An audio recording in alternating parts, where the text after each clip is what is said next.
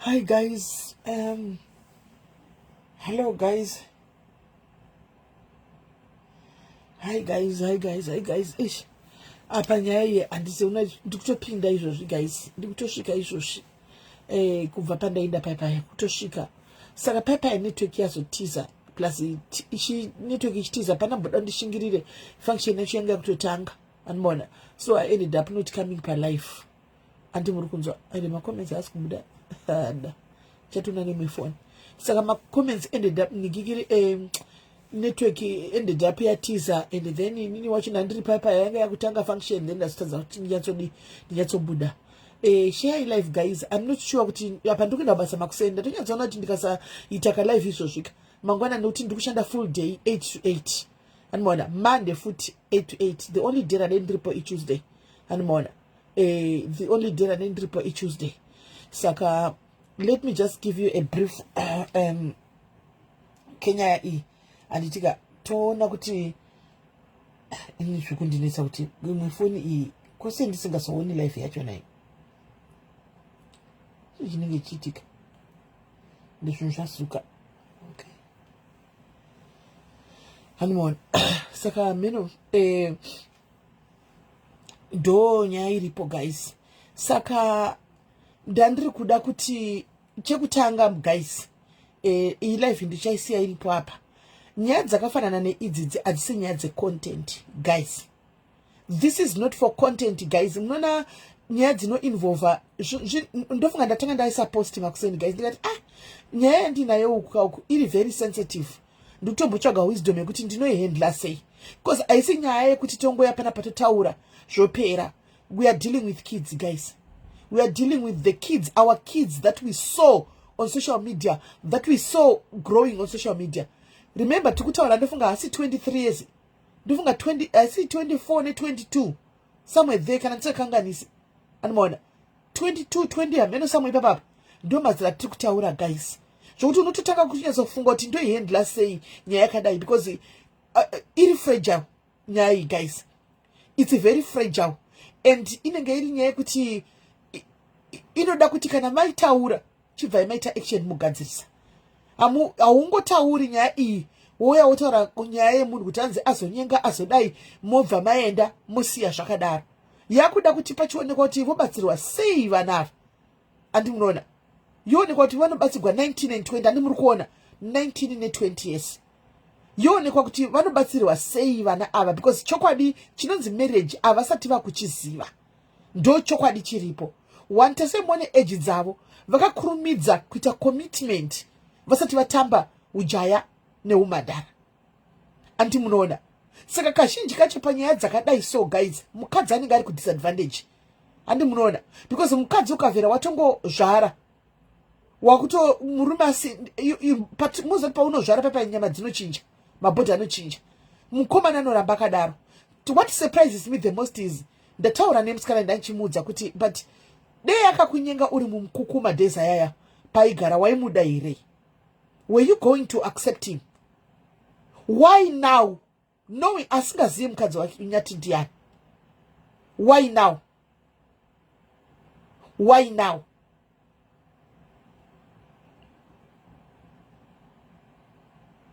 Asi kuoneka makomenti ndikutoverenga nemwe phone makomenti.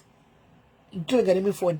Ndarwadzi guys tarachokwadi ndashungurudzika because ndikafunga kwavakabva vanava handiti maona. Hapana kana gore hasati rakwana vachatiswa. Gore hasati 2 years asati dzakwana vapinda pasocial media. Asati vabata mari zvokuenda kure boom kwabuda nyaya dzakadai idzi. Nyaya idzi dzabuda dzakawanda guys. Haisi nyaya dzakawanda nyaya idzi. Saka I'm so very much embarrassed and ashamed. Andika kana vakadzi vakuru machembere and tichita basa kuti kwai tinoda kugwira kwai togwira nyaya. Come on guys. Iyi haisi nyaya yecontent ishi. Kune dzimwe nyaya dzekuti hadzitwe content nadzo guys. Tara chokwadi chaiko. Kune dzimwe nyaya dzekuti idzi ndedzekuti vanoisa musoro pamwe kuti alright ndo zviripo guys. How best can we help vana ava? Ndiani vanatinga involve tinofunga kuti vangapindire vakwanise kubata vana ava vataure nevana because vana zina kuda kwashe mugari tipe evidence akakwana. Naiwe kuda kwashe wadi kubva pano. Wadi kubva pano. Unda kupiwa evidence nendamba kudana kuti uyapano iwe. Did I call you kuti uyapano? Aiwa V ko screenshot yandiri kupiwa yanga achinditukire. Screenshot yanopiwa kungonakirwa nekudena munhu andina chekuita naye anditodi kutaura naye anditodi ngonakirwa ngosa screenshot ngoti ngodena munhu asinotaura newe asina chaakuitira kana kutaura newe kana kutaura newe andina pandinoinvolva pazvinhu zvacho ongonakirwa ngotuka chete ngotuka munhu ari kuti screenshot yandapiwa apa yandaona yakakandwa kuwhatsapp kwangu chidzionai munhu yasimela yakuti bonai atitambi tese V atitambi tese ndozvitigona nokutamba navo anditambi naye ngataure chokwadi gai tisingaroimba tikaviga mpinyi anditambi naye anditambi kuna vanhu andisingatambi navo pane vanhu andisingatambi navo zvokuti andi-expect kuti ndisingatambi newe unoda kunditi atite bhanda ininavu you have never seen me chinyora anything pano because atitambi tese obviously ndikanyora something ka anotobatikana anotogumbuka terisa ndongokubloka ndinokubloka iri nditokubloka screenshot yakanzi meridongo zimhino wati akusi kutuka iri screenshot yakanzi let me read the screenshot. Where is the screenshot?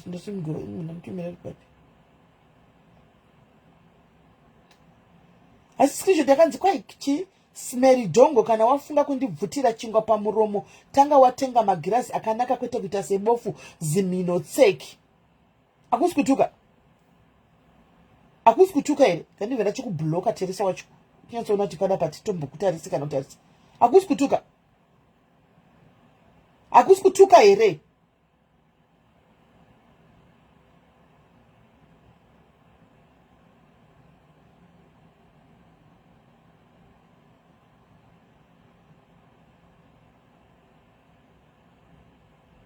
hanzi last time Nyathi anga ari palive kuTikTok uko akataura zita remusikana uyu vakatonesana palive nenyaya yekuti munhu wavataura zita uyu ndiani akatsenga mukana ndatadza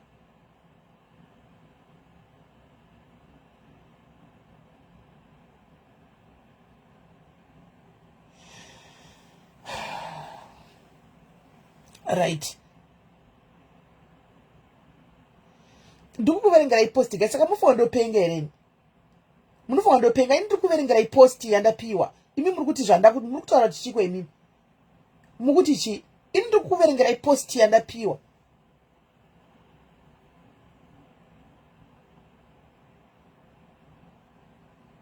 anyway kana anga achitamba neniwo ndiri kutamba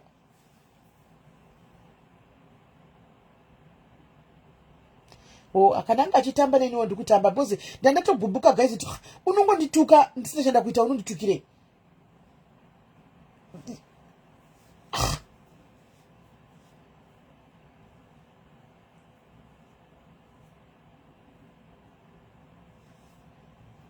alright, it's okay guys, ngaisiye matambo, it's okay ngaisiye matambo, ande kunyaya, it's okay kananga achitamba atitambi tichitukana tichidaro because atitambi tese guys, atitambi tichitukana right. Ande kunyaya anditika ande kunyaya guys, nyaya ikai inoda kuti tinyatso andizivi guys,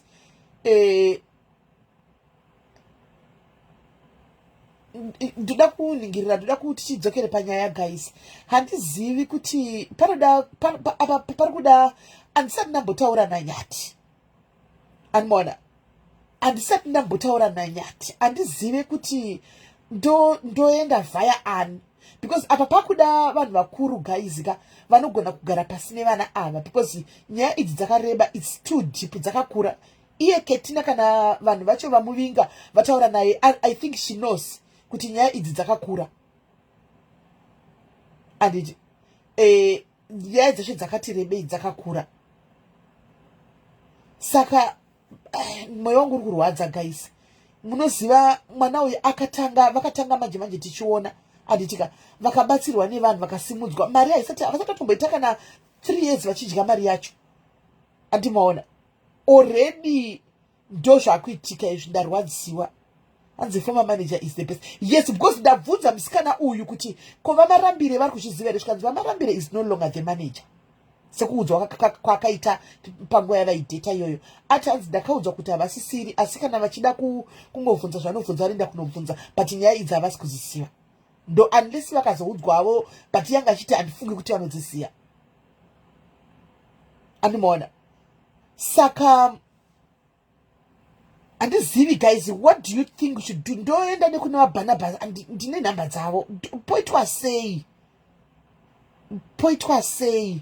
Because honestly speaking chandirwadza inini pane imwe nyaya I don't know. Musikana uyu ati akambopai uyu mukomana aimbofonerwa nehama dzake. Ani muri kunzwa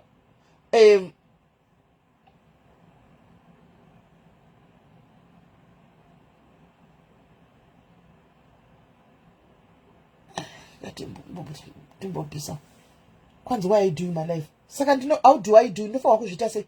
Handiti musikana uyauya kwandiri kuti ndiuye pano ndiuye nenyaya ipano. How do I do it? Woda ndiite sei? Iwe unonzimadziwa problem noye nemaghosti unototsva kuya uri iwewo. Munhu auya nenyaya kwandiri kuti ndisise nyaya yacho and how do asati ndambotaura navo. How do I spread ndoyezvifambisa sei? Post anataka kuisa sanatomboita live yauna kuiona. Ndichaura kuti ndikutsvaga kuti pohendlwa sei nyaya iyi. Handina ndambotaura zvakawanda ndatotaura nga dzimwe nyaya ndisi kutaura pano. I said it kuti dzimwe nyaya dziri sensitive. I'm not going to say them. Handina kudaro guys. Ndikati nyaya dzimwe dziri sensitive handisi kudzitaura because dziri too sensitive. This girl knows a lot but I'm not gonna say it palive. Ndataura paskati paya but I'm not gonna say it palive. But I need now to know kuti how to go about it because handina kumbotaura nevana. I don't know how to do that. I don't know I don't know kuti ndozvifambisa sei. Musikana uyu anga achiti hanzi zvo rimwe day akafonerwa hanzi mukomana wake iye vachidanana akafonerwa nehama. It's like there is hama dzakapindira panyaya idzi kutopindira panyaya idzi. Pane hama dziri kutopindira nyaya dzeshona guys, it's deeper. Ndinenge ndakutaura zvakawandisa. Ndinenge ndakutaura ndikada kuti ndichidzika zvanga achitaura ane information chaiyo detailed. Ndazobvuma nhasi kuti munhu wemurume andimaona. Ndazobvuma kuti munhu wemurume chero akakura chero mudiki chero kudika zvezvokuti vanoenda kufamba chinyaya vakadzi achidika nhasi ndatenda. Detailed information yaanayo yakakurisa. Hanzi SIS-MELLY matopiwa maV11. maV11 amuri kuda ndei? Ida kudza kuti munhu auya akandiudza ega. Ndikakuudzai kuti andiudza ega nemuromo wake akanditi inyaya yakati endai munotaura. Ndikati nyaya yako iyi ndinoivherify akati endai munobvunza mukadzi wacho. Bvunzai mainyati. Ndikati nini tegai mainyati masikati. V11 amuda ndipiwe nderei? V11 amuri kuda kwandiri minderei? Ini ndiri kutaura nyaya yaandiudza. Izvi zvekuhotera zvamukutaura ina handizvizivini. Zvekuhotera I don't know anything about. I never came here ndikataura nyaya dzekuhotera. Nai guys, mambondiwani taura nyaya dzekuhotera. Ndatozvionawo pa social media. Handina handinambofira ndataura nyaya yenhikiri yehotera iyi. Handiizivi. Handina kuudzwa. Ndatoti kune musikana iyeye. Iwewe musikana, the reason why you're telling me is uri kutaura kuti kwabuda nyaya imwe ndo yauri kufarira iwe. Rumbi ataura kuti endai munobvunza mudzimai wacho. Anditi ataura kuti endai munobvunza mudzimai. So udoti ndikuudze ndataura nemudzimai akakonfirma nyaya yebhutsu here kuti udoti ndikuudze. Udoti ndikuudze ndataura navo ndakumbira kutaura navo ndatsvaga namba vakakonfirma nyaya yandataura. Udoti ndikuudze izvozvo. Udoti ndikuudze izvozvo. Inda sometimes neshansi fungwa. I know kuti sometimes kana mchida munhu mchifarira munhu. But guys, iyi haisi nyaya yekufarira munhu. Anditika iwe William chimbodzikama zviri kuitika unenge usingazivi. Mbomira kumhanya uri kumhanya chimbomira. Zvinenge zvichiitika unenge usingatozivi. Anditi saka unenge uchida kuti zviitwe sei?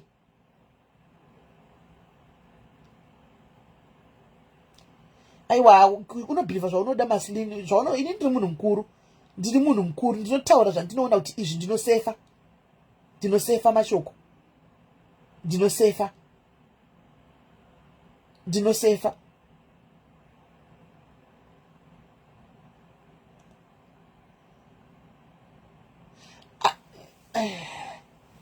guys regai ndidaisowo mirai ndidaisowo regai ndidaisowo regai ndibate vamarambiri handitika regai ndibate vamarambiri ndiyo father figure yavo handiti chandinoziva nyaya idzi kaidzi confirmed andimaona it's confirmed ndosaka ndati zvimwe zvachona zvinonetsa bhozi munomhanya andimaona dziri confirmed chega ndibati vamarambire tite sevanhu vakuru handitika vamarambire vochigarisa ava vana pasi handiti if they don't mind kuti pave ndivepo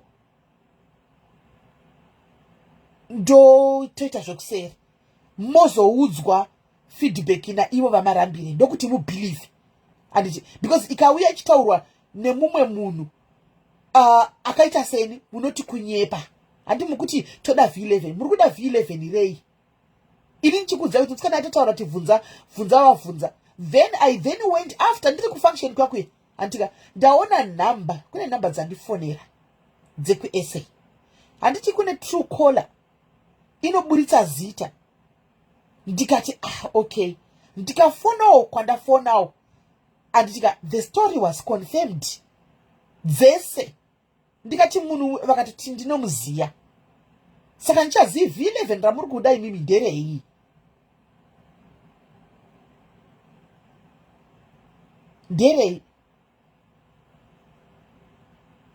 inini guys semadiaries akati akangwara hatisi kuda kuita content nenyaya iyi ndikukumbirawo kuti munditendere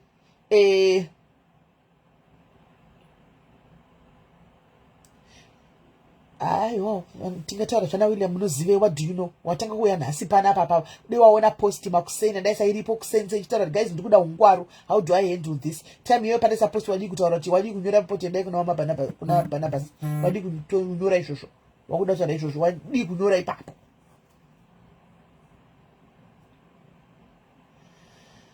saka regai ndinde kuna vanhingikiri regai ndinde kuna vaBarnabas kana ndainda navaBarnabas mai vevasikana there are so many ways on confirming moda kuti ndikuudzei izvo zviri details zviri deeper ndichikudza kuti nyaya dziri sensitive kune dzimwe dziri sensitive unoda kuti ndopinda nemo kuti wanyanya kukoshei nai mai vevasikana wanyanya kukoshei ini kana ndichinyepa zvinozongobuda zvoti ndikunyepa handiti kana ndichinyepa zvinozongobuda zvo ini ndingaenda kuna vaBarnabas kunotaura ndichakupai feedback nenyaya dzekunyepa.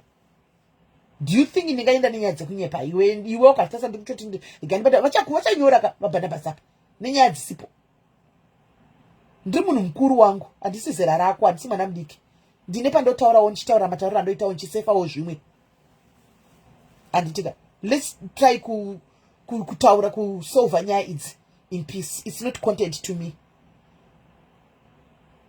hanzi inga Barnabas wacho hanzi was cheating in India ina ndichaziviwo guys ina handichaziviwo zvokuchita kwavo inangu handizvizivi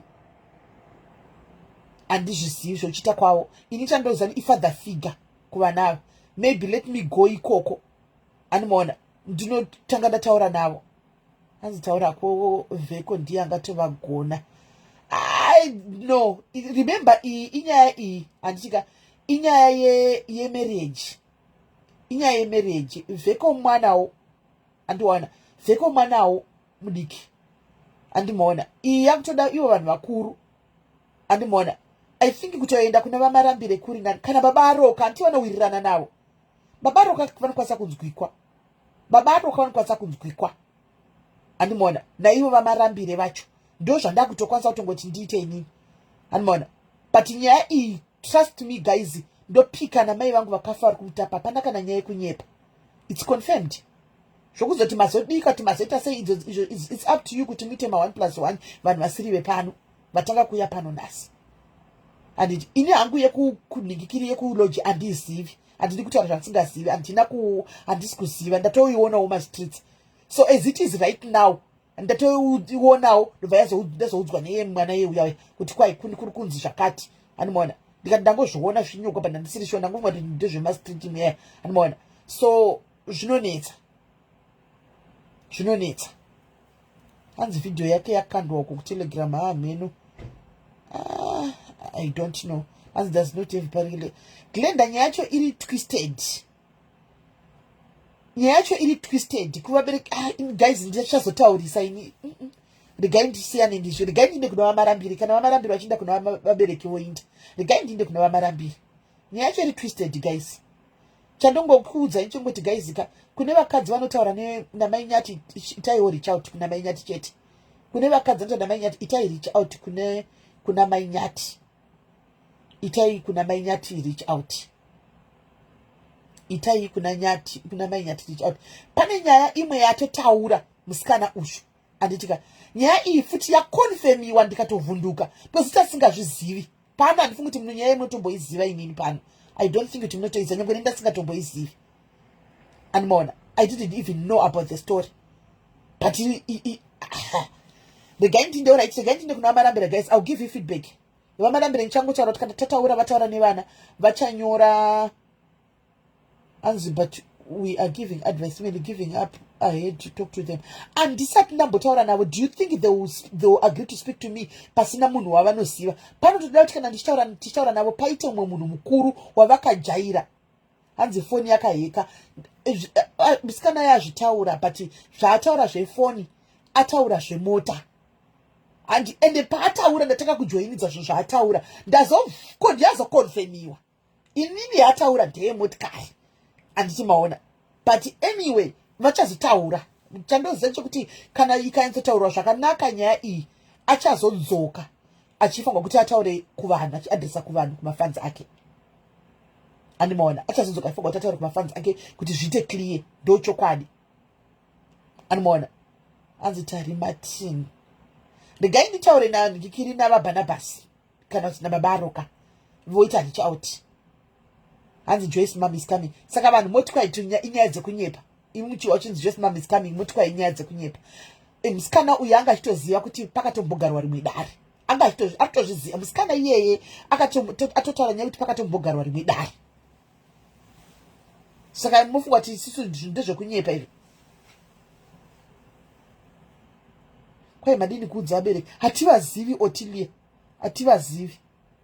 hativazivi vabereki vavo I think inini kwandiri right now kuna vaBaroka ikukokoka nekuna vamarambiri animaona nekuna vamarambiri so ndofunga ndokwada kuenda guys chiregai ndiende nditiraiko late andivazivi nyasha andivazivi kuti ndingataura navo I don't know andivazivi kuti ndingataura navo andivazivi dai ndaivaziva mai vacho ndaigona kuenda through kuna mai totaura pachikadzi mother to mother andivazivi andimaona so guys me I'm going anzi tarina Martin okay hanzi kune girlfriend and inanditaura zvandisingazivi guys handidi kutaura kwandisina kusvikira zvandisina kunzwa handitika zvegirlfriend nenhumbu I don't know anything about that handitorina anything about that and ndasvika kumba mataishe ndasvika kumba hanzi mabvuma kuti mweya tsvina iriko ndivarume ndizvo zvamunoita it's just that kuti zvakurumidzisa pavana ava tatisina kuzvitarisira and he is still very young vangafunga kuti mukana waiva ushandise kuti vabuilde future yavo vainde mberi izvi zvinoputsa dzimba idzi zvinokanganisa let me talk to vamarambire guys ini nichange chipai feedback andika kuti ndataura navamarambire ndo vanoziva mafamilies ndichakupai feedback mangwana ndichataura navo ndataura navo mairoka dia reach out kuna itai reach out kuna Joy mairoka itai reach out kuna Joy please do reach out kuna Joy itai reach out kuna Joy so ndichati regai kana taura navo mangwana ndichakupai feedback because right now varara ndingadenda kuvafonera ndichivabata mangwana kuseni ndotaura navo hanzi mairambirane dzake dziri kupisa hazvina basa chirane dzake dziri kupisa ndedzake but panguva ino iyi ndiye akanga ari father figure wevana ndiye anogona kutonzwikwa zvazvino kuti ane dzake kana ari mubereki ombosiya dzake ombofokasana nedzevana vake because vana ava vana vake zvake ozodziona after apedza dzevana vake. Ndochokwadi. Kwaitaura naTarina Martin. Andizivi kuti regai nitaure guys nokuti kuna Barnabas anoziva vabereki vacho vese. Anoziva vabereki vacho vese. Zvino Tarina Martin vanoziva here vabereki vevana.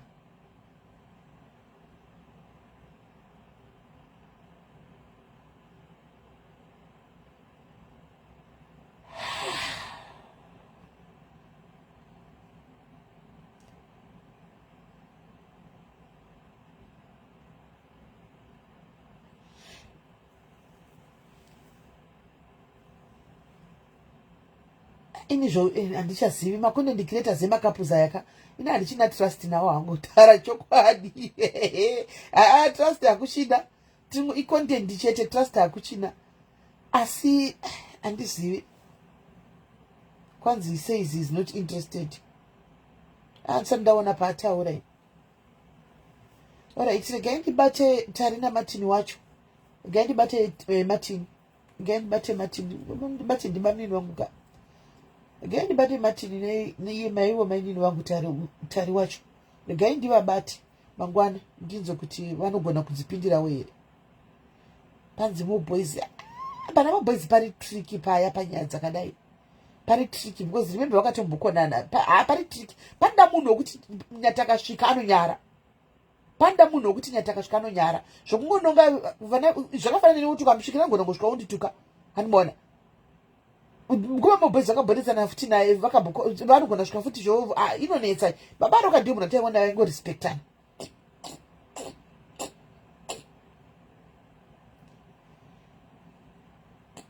Hands mama togadzisana vanachiona Otilia it's not like that zvisi zvinhu zvekudaro. Asi zvinhu zvekudaro. Asi zvinhu zvekudaro. Zvisi zvekuti zvinogadzirika just like that. And instead of my record, ask Itari to talk to Joy. Alright, I'll ask Itari wacho mangwana. I'll ask Itari wacho. Hanzi ndaona ichidururwa ku TikTok kwa Louise. Okay. Rachel andimbonidi kwenda ku TikTok zvandatonzwa zviritori enough. I don't need kwenda noona TikTok yavo yamanyati zvandatonzwa ndega ndarwadziwa ndikati but why did vanhu sei vasina kupika zvinhu izvi but I guess hakuna nobody saw this coming saka vanhu vaingoti zviri right. I didn't need to go kunocheka kuti TikTok zvandatoudzwa ndati musikana uyu ane detail rese. Hanzi trekta na Joy mimi. Pari trick Natasha inini kunende pana Joy pari trick. Ndingazotaurisa guys, ndingazotaurisa. Pari trick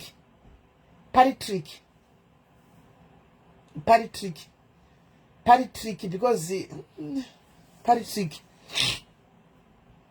Handidi kuti ange ndiri kumuroverera mwana uyu Nyathi Gilbert kana kuti handidi kuti ange ndiri kumuroverera. But pane nyaya dzodatosolvhiwa zvakasimba chaiko.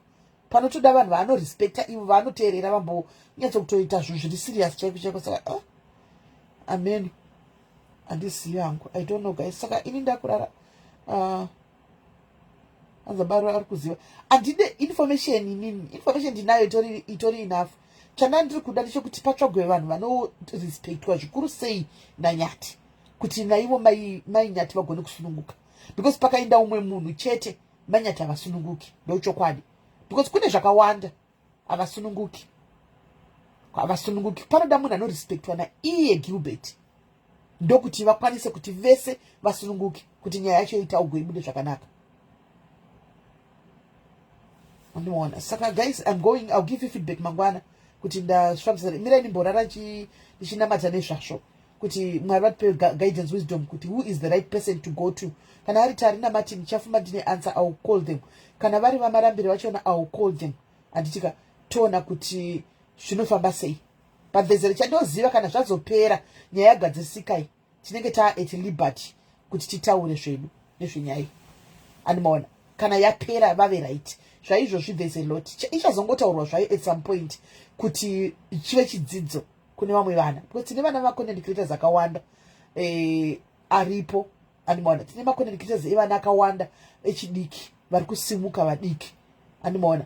Saka inozongotaurwa but chaizvozvi focus chaichaiyo pane tori neproblem vanoda kuti pambotanga pagadzirwa first vonyatso kugadziriswa zvapera and then totangira ipapo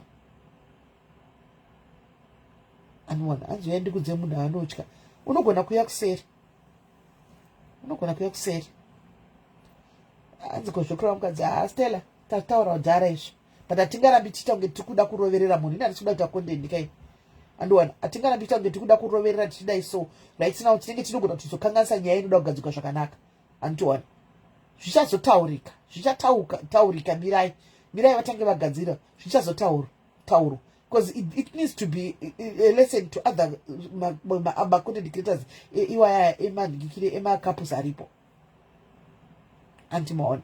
So yeah, madzimai reach out kuna mai Nyathi please. Madzimai reach out kuna mai Nyathi please. Reach out kune mwana uya ndakumbirawo zvangu. Reach out kuna mai Nyathi chikumbiro. Right guys, ndakurara. Regai mangwana chakupai feedback. I'll just put a post. Ndikuenda kubasa kuseni but I'll just put a post kuti ndataura ningi saka vana vakubatswa kuseri. Hapana musafungenyi kuti nyaya dzenyu. I know kuti mafans munenge muchida munhu muchidai but panguva ino haisi nyaya yekuda munhu, inyaya yekubatsira. Hapana pandingauya tichitaura nenyaya isipo. Inyaya yekuti munofanirwa kuti muti toita sei tibatsire munhu wedu watinoda uchete. Zvinhu zvifambe negwara. Ndasvika Susan ndafamba bo heremi. Mafamba bo heremi. Right. Saka ndakwenda guys. Mangwana ndikuenda basa taneta. Anditika ndaneta. Tobatana mangwana guys. We'll talk tomorrow anditika. Sleep well guys.